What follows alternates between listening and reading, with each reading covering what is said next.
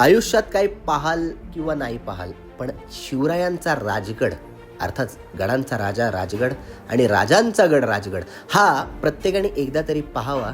आणि ज्या छत्रपती शिवरायांनी या सह्याद्री शिवसूर्याला जेथून स्थान दिलं तो राजगडाचा हा बालेकिल्ला प्रत्येकाने आयुष्यात एकदा तरी येऊन पाहावा, येथे नतमस्तक व्हावं, आपल्या महाराजांच्या आपल्या मराठा साम्राज्याच्या जयघोषाने हा बालेकिल्ला निनादून सोडावा आणि एकदा तरी या राजगडाचं दर्शन नक्की घ्यावं. धन्यवाद.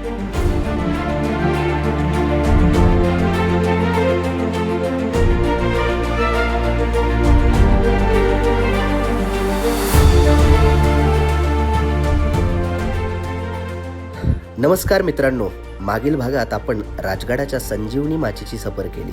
आता आपण पाहूयात या शिवसूर्याचं जिथे घर होतं, साक्षात सह्याद्रीचा सूर्य जिथून उगवायचा, त्या राजगडाच्या बालेकिल्ल्याचं हे अलौकिक सौंदर्य आणि तेथे दडलेला आपला दैदिप्यमान इतिहास आपण ह्या भागाच्या माध्यमातून पाहूयात. आणि तुम्हाला सगळ्यांना हा व्हिडिओ आवडल्यास सगळीकडे शेअर करायला विसरू नका. छत्रपती शिवाजी महाराज की जय.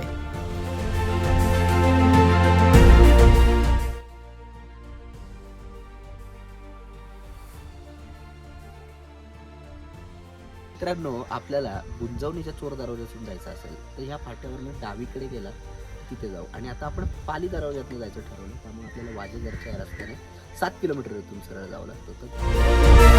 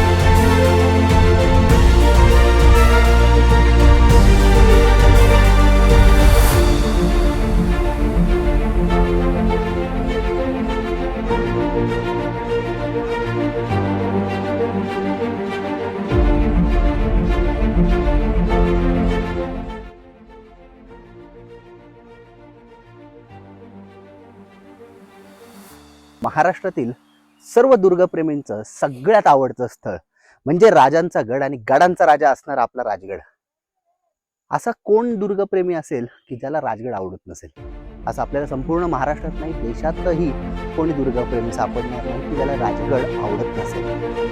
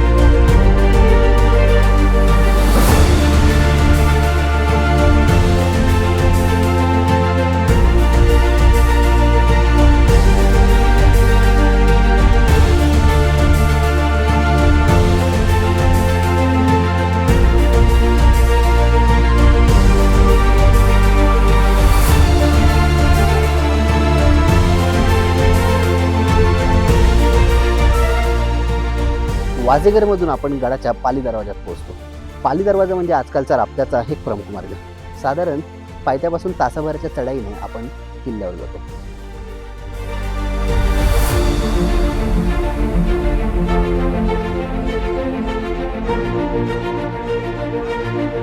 मित्रांनो, सरते शेवटी या 35 ते 40 मिनिटाच्या खड्या चढाईनंतर आपण पाली दरवाजाच्या या पठारावर येऊन थांबतो. राजगड अर्थातच राजांचा गड. छत्रपती शिवराय, आपले छत्रपती शिवराय या किल्ल्यावर 25 वर्ष वास्तव्यास होते. येथील एक एक वास्तू, एक एक दगड, एक एक चिरा आपल्याला महाराजांच्या अस्तित्वाची येथे आल्यावर जाणीव करून देतात. हा राजगड म्हणजे आपल्यासाठी काशी, वृंदावन, मथुरा, वाराणसी, पंढरी या इतकाच तीर्थक्षेत्र म्हणून आपल्यासाठी वंदनीय आहे. त्यामुळे येथे आल्यावर आपण येथे कचरा न करणं किंवा येथे निसर्गाला हानी पोहोचेल अशी कोणतीही कामे न करणं हे आपलं एक आद्य कर्तव्य म्हणून आपण सगळ्यांनी जपलं पाहिजे. छत्रपती शिवाजी महाराज की जय.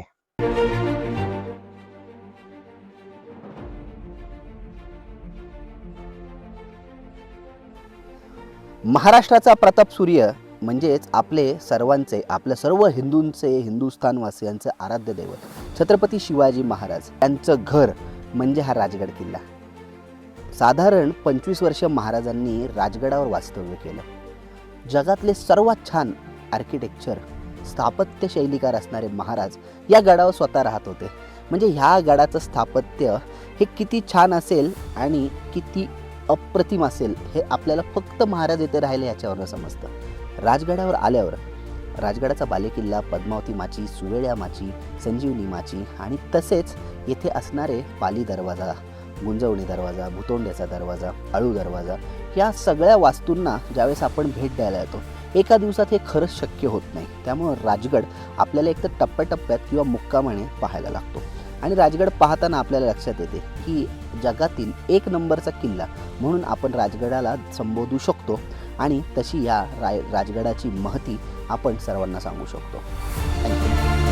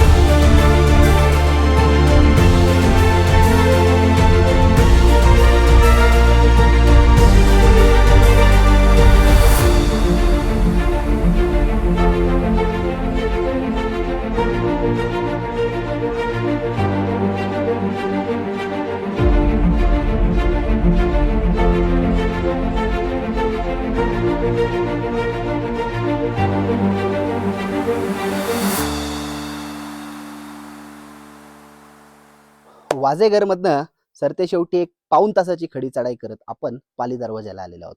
पाली दरवाजा हे नाव ऐकलं की आपल्या लक्षात येईल की छत्रपती शिवराय राजगडावर असताना या दरवाज्यातनं किती वेळा आले गेले असतील.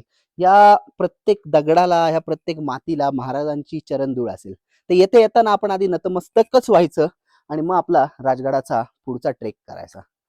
जय शिवराय.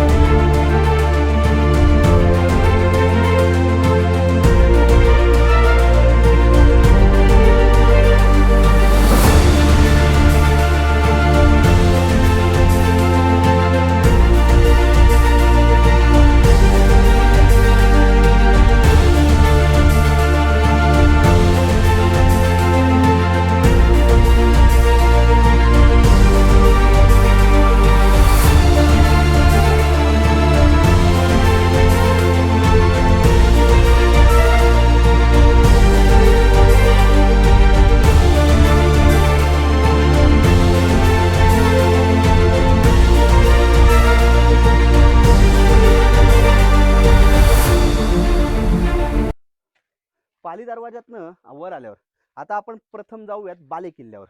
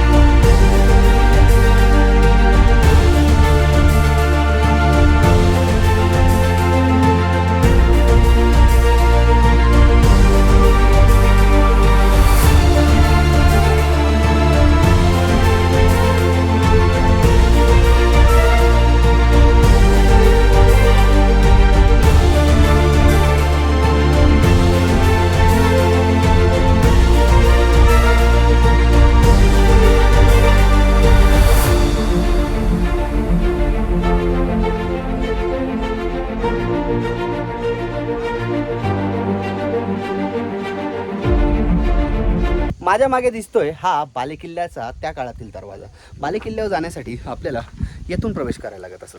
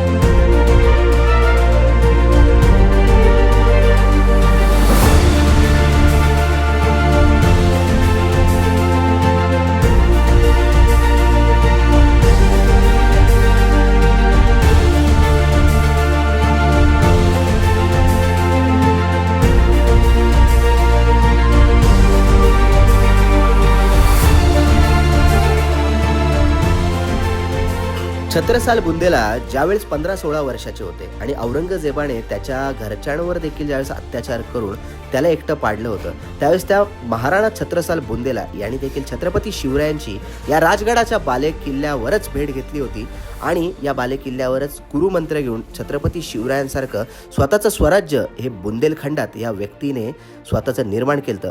शिवराय या शब्दात इतकी ताकद आहे की ते फक्त या राजगडाला माहिती की महाराजांचे कोणते शब्द त्या व्यक्तीच्या कानावर पडले आणि महाराजांना त्याला चाकरीला ठेवता आले असते, पण नाही, आपलं हिंदुत्व हे संपूर्ण भारतभर पसरवायचं आणि आपल्या प्रभू श्रीरामांचं राज्य हे पुन्हा पूर्ण हिंदुस्थानभर यावं ही इच्छा बाळगणारे छत्रपती शिवाजी महाराज यांनी या छत्रसाल बुंदेलाला या राजगडाच्या बालेकिल्ल्यावरूनच हे कानमंत्र दिला.